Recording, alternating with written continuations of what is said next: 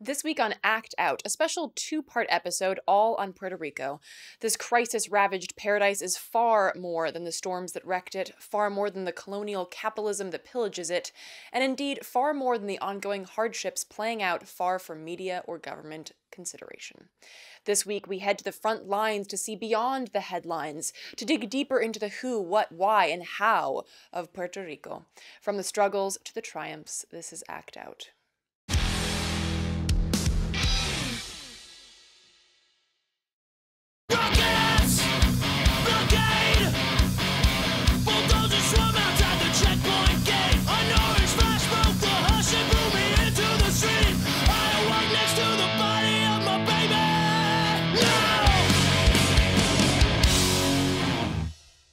Welcome to part one of this special Act Out episode. I'm Eleanor Goldfield, and this is your tipping point. Puerto Rico may not look like it has much in common with, say, Flint, Michigan, or New Orleans or Houston, but if you look deeper, all of these places have one thing in common. They're still suffering from the disasters that catapulted them into a 15 minutes of fame window, complete with hashtags and the pity of onlookers that seamlessly rolled into the next news story, the next celebrity marriage, the next Trump tweet. Not gone, but forgotten. The story of Puerto Rico's troubles begin far before the storms, and as noted, continue to this day. But before I bring us up to speed on what's happening now, let's look back at some new old news from Puerto Rico. On September 6, 2017, Hurricane Irma hit Puerto Rico. Although the Category 5 storm missed most of the island, 40% lost power via heavy storm surges and 100-mile-an-hour winds. But that was nothing compared to Hurricane Maria, which approached head-on on September 19th. Puerto Rico, whose government filed for bankruptcy in May of 2017, was already looking at $1 billion in damages after Irma. In November of last year, 2 months after Maria, Puerto Rico's Governor Rosario announced that the cost of Irma and Maria combined would come to $95 billion. Keep in mind, this is a bankrupt island, one that owes creditors more than $70 billion plus an additional $43 billion in pension payments. But how? Well, here's a brief scoop. Puerto Rico has been a pawn for the U.S. since we acquired it back in 1898. Indeed, Puerto Ricans were only granted citizenship in 1917, after which point 20,000 Puerto Ricans were drafted into military service for the First World War. How convenient. Skipping ahead to the 1970s, as University of Buffalo lecturer of Latino Studies Craig Sentry put it, during the Cold War, Puerto Rico was used as a tool of propaganda between the U.S. and Soviet Union to demonstrate the overall superiority of capitalism over communism. To achieve this, people and corporations were enticed to the island by considerable tax cuts and other financial incentives. But these investments didn't necessarily benefit the island. And when those tax incentives and cuts were eliminated for good in 2006, there was no way to replace the income. Puerto Rico has been forcibly moved from small, self-sustaining agriculture to large-scale mono-machine crop economy, pushing the rural population to San Juan without employment. And of course, we all know what happened in 2008. As for Puerto Rico, their financial troubles were horrendously compounded by the recession, and to this day, they continue. The poverty rate is 46%. In 2016 alone, 80,000 people left the island. The unemployed flood into San Juan, where you're more likely to see a for sale sign than you are to see a now hiring sign. Indeed, as pointed out by Molly Crabapple in an article of her recent travels to the island has more Walmart stores per square mile than any place on Earth. Its concrete suburbs are packed with fast food outlets and strip malls. Pharmaceuticals and hedge fund debt have replaced coffee, tobacco, and cane. And having been there, I can attest to that. I've never seen so many McDonald's and Burger Kings and Walmarts and Targets and Walgreens and CVS's in my life. And this is a tiny island. Look. So there's Florida, and there, that tiny little dot, the one that's about 6 times smaller than the arrow, that's Puerto Rico. It's roughly the same size as Connecticut.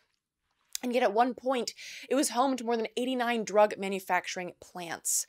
I wonder if they poured any of their profits back into local communities. Well, judging by how the economy turned out, one doesn't really need to wonder. And as the economy began to hemorrhage, Puerto Rico issued municipal bonds, which, as John Oliver put it, are basically IOUs with interest. These bonds were also triple tax exempt, meaning that buyers of the bonds didn't have to pay state, local, or federal taxes, making them immediately attractive to Wall Street buyers. Furthermore, Puerto Rico actually wrote into the Constitution that certain bondholders would be paid before the government covered certain government services. In 2013, doubling down on their own demise, Puerto Rico tried to attract more one-percenters to the island by announcing capital gains tax exemption, i.e. rich assholes who don't pay for their extraction from local communities and resources. This translated into $420 million in lost tax revenue, with only a measly rise in employment.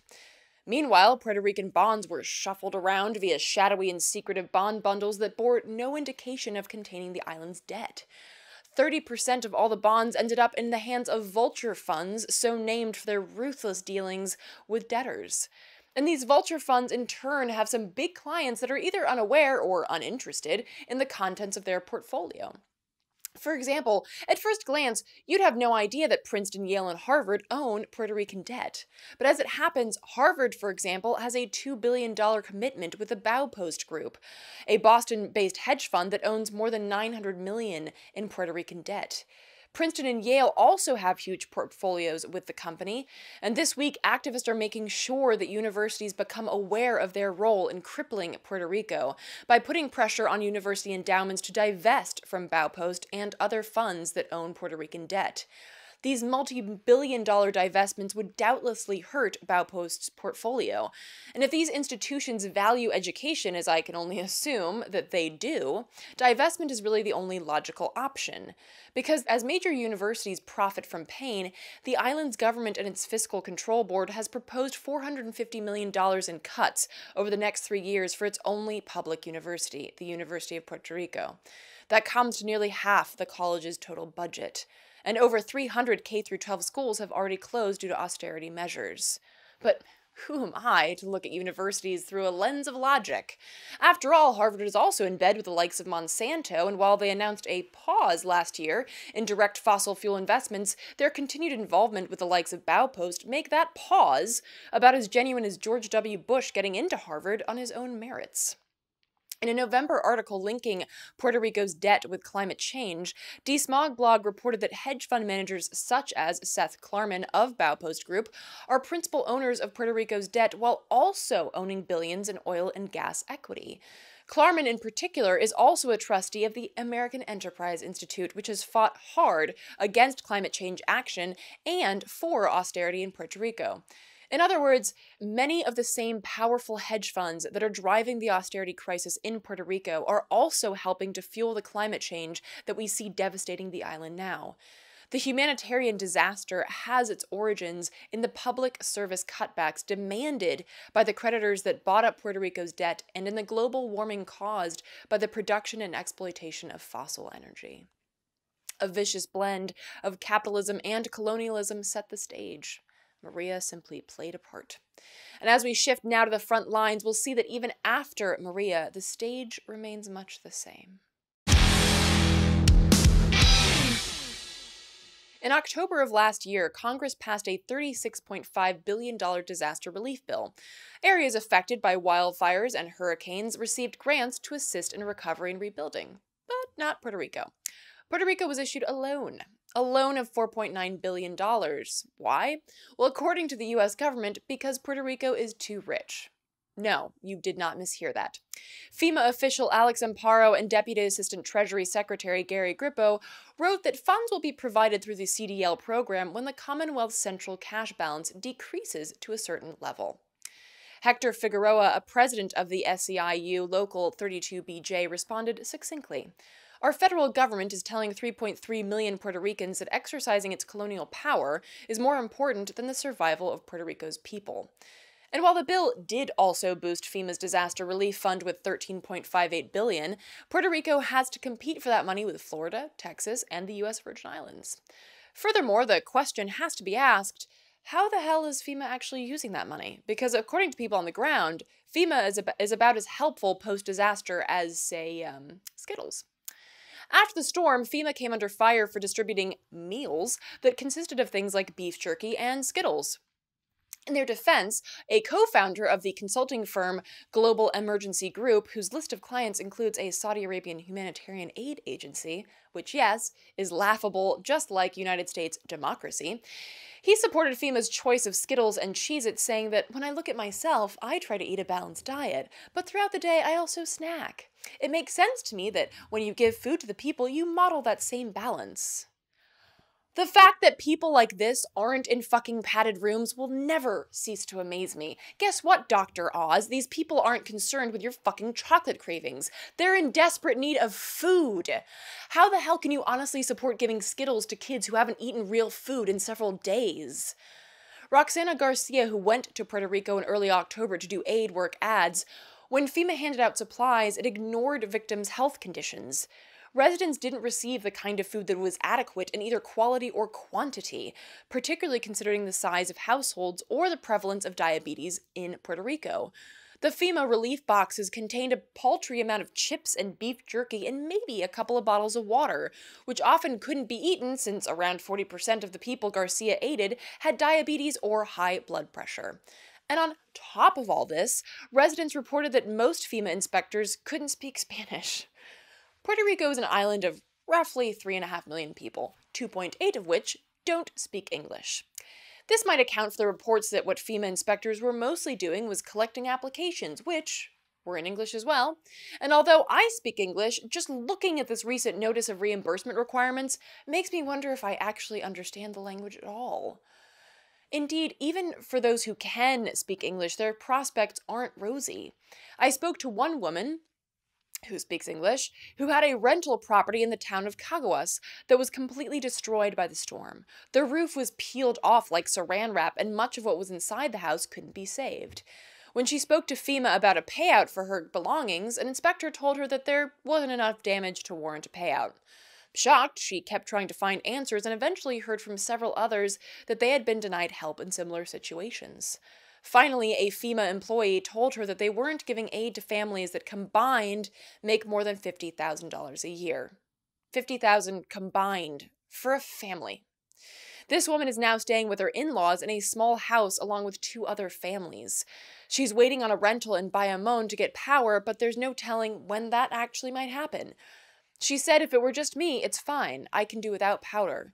But I have a newborn girl and the mosquitoes attack her constantly if the windows are open." She should try feeding the kids some Skittles, because I hear mosquitoes don't like the taste of chemical sugar.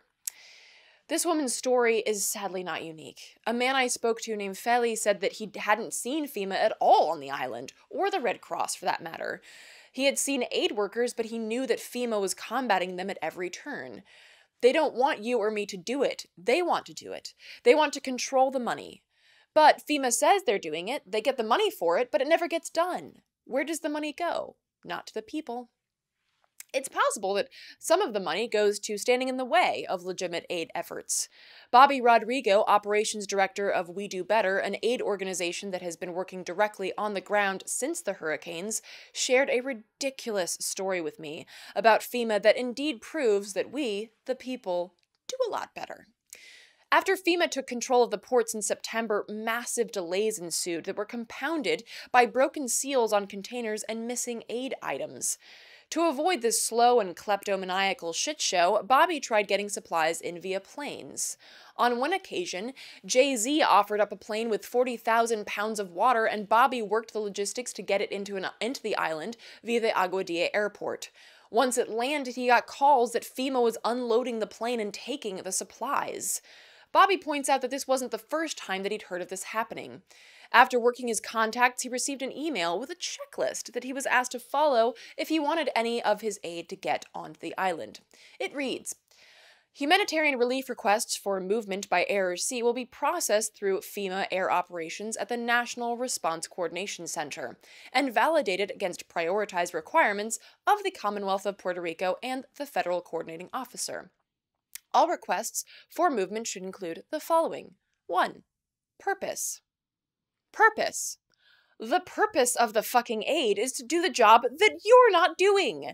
And while Bobby was able to get his supplies back with the help of Puerto Rican National Guards, not all aid efforts have been so lucky.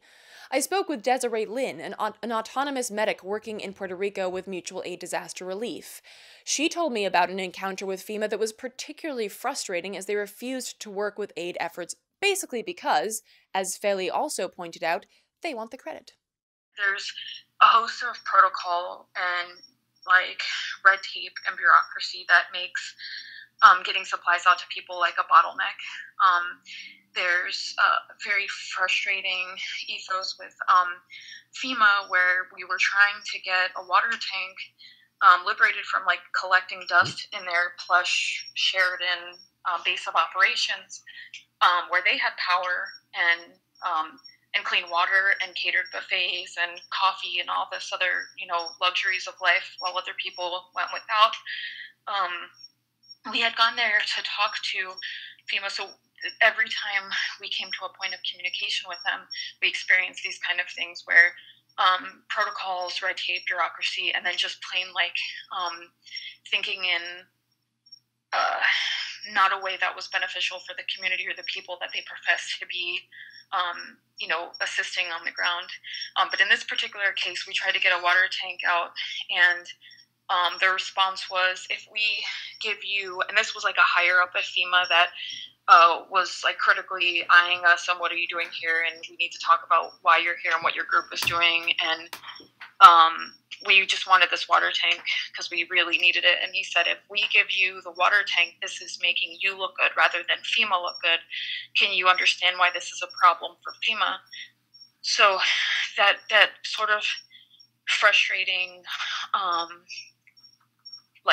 method of operation was like rampant throughout all of our experiences with FEMA and police and military and stuff there.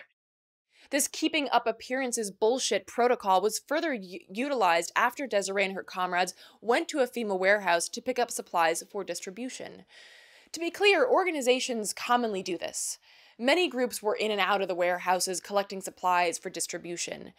But in the Mutual Aid Disaster Relief case, federal agents came to take the supplies back.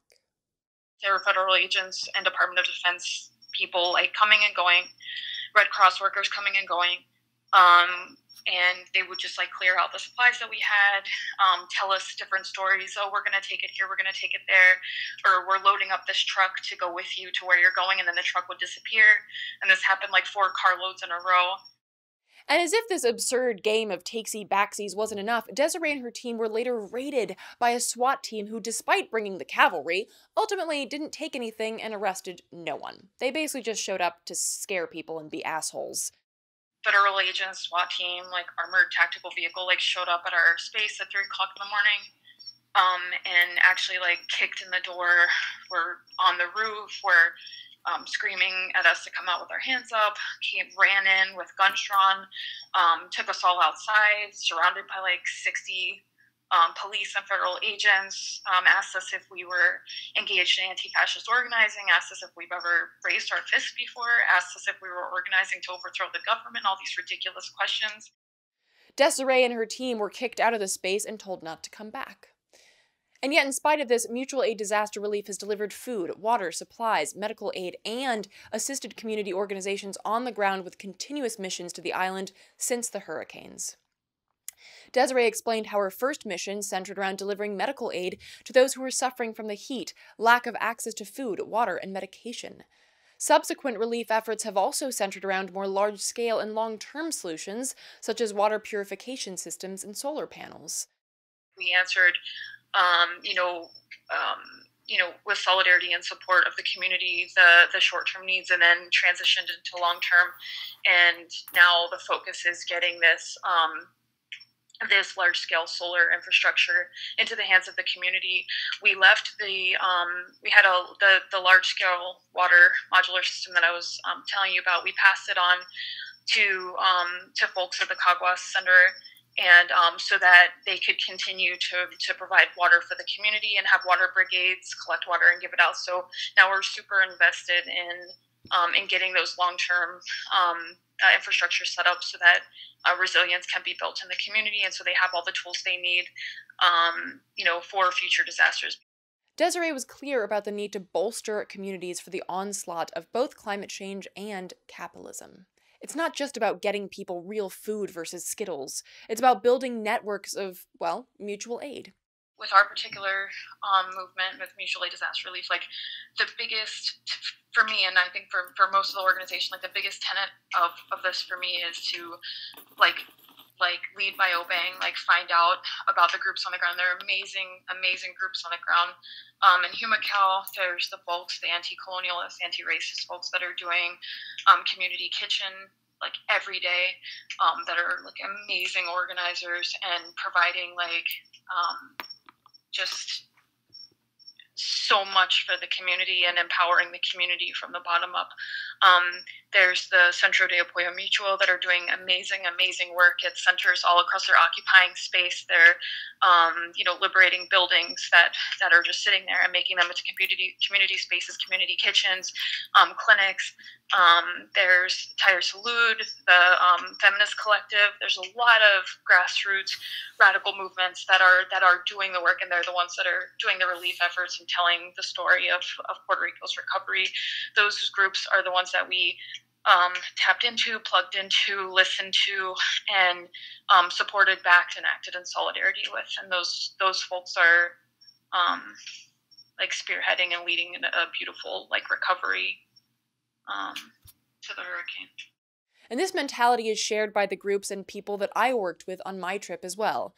Most of my time was spent with Bobby Rodrigo of We Do Better. Moving seamlessly between what Bobby calls cowboy missions and meetings with government officials, Bobby made it clear that he'll work with or without the government. Just don't stand in his way. His main concern is getting people what they need. His networking prowess plus his background have made him a powerhouse, and indeed, in a lot of ways, a one-man logistics team for thousands of pounds and millions of dollars in aid. Having known Bobby for 6 years, I would probably call him a rebel, despite his regimented background. He was trained in logistics by the Navy and then worked for the DoD's shipping operations. From there, he dove into his own project management as the chief of operations for his commercial construction company. By the time I met him, he was working with dozens of dissident organizations, networking all over to connect, build, and amplify. And in Puerto Rico, all of these skills have been thrown into high gear. He's been working with Global Empowerment Mission, Third Wave volunteers, and local organizers like Daria Rosario. He's working with celebrities like Bethany Frankel, who helped raise millions to bolster the purchase and transportation of aid.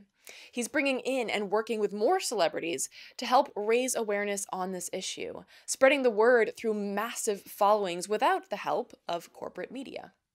He's working with local churches and pastors, Greenpeace, and local student organizations.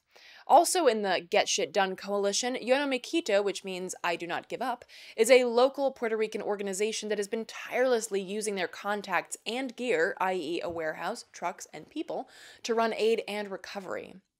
The group was founded before the hurricanes in order to boost and empower Puerto Ricans in the age of austerity. The Solutions Institute, an activist training center that seeks to take power from politicians and bring it back to the people, is also in the mix. Executive Director Anita Moncrief and President Andrew Aponic have run logistical and on-the-ground support for dozens of missions, working with Bobby ever since Hurricane Harvey hit Houston in August of last year. Large containers with load capacities of 35,000 pounds have been coordinated by Bobby and his team, filled in Miami with pallets of food, water, hygiene, and medical supplies, sent to Puerto Rico. In the conference room at the Bella Group warehouse, the company that owns Yo No Me Quito, the coalition of people and organizations work to deal with continued fuckery from both FEMA and the local government. For instance, on a drive by the port, a worker with Yo No Me Quito explained to me that despite the fact that FEMA has already released the port, it remains horrendously backed up.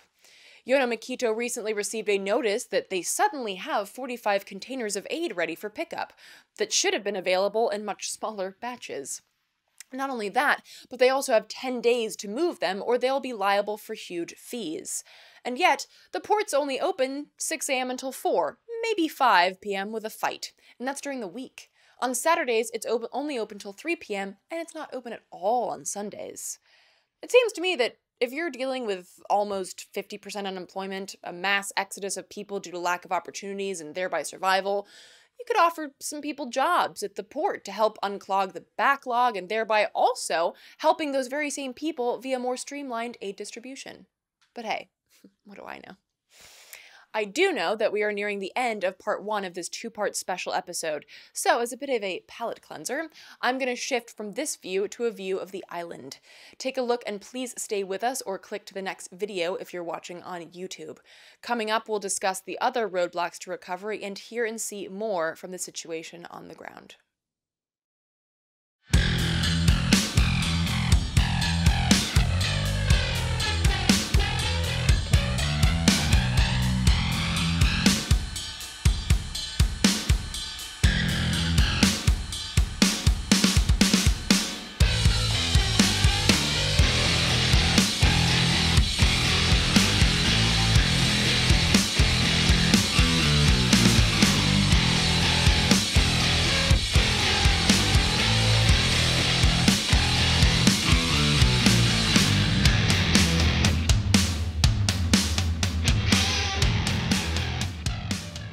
Four containers of water, 4 containers of food, 4 containers of hygiene, 4 containers of baby products, we mix it up, we call them crisis containers. So when they are brought to a community, they don't get a whole container of just water or a whole container of just food, so they're able to mix up the supplies, because what Gabriel does is he delivers, they literally break them down and deliver them to families and give them different items that they can use for as many days that we can fit it in. And he can explain more about how he breaks this down as we get into this more. Hi, my name is Daria Rosario and I represent Global Empowerment Mission and Third Wave Volunteers. Also, I'm working with Bobby Rodrigo for We Do Better, and John Mequitos having the distribution in the island. We are delivering in total 86 containers around the island. We're having more than 25 distribution centers. Right now, we're having a total impact in phase 1 of approximately 600,000 people. We're here just finishing with these 2 containers in San Sebastian. These 2 containers are going to take over the areas of San Sebastian, Aguada, and Isabela. Every distribution centers take over 4 or 6 towns. So we're making a great job here in the island, and thank you all of you for making your donations and for your support too.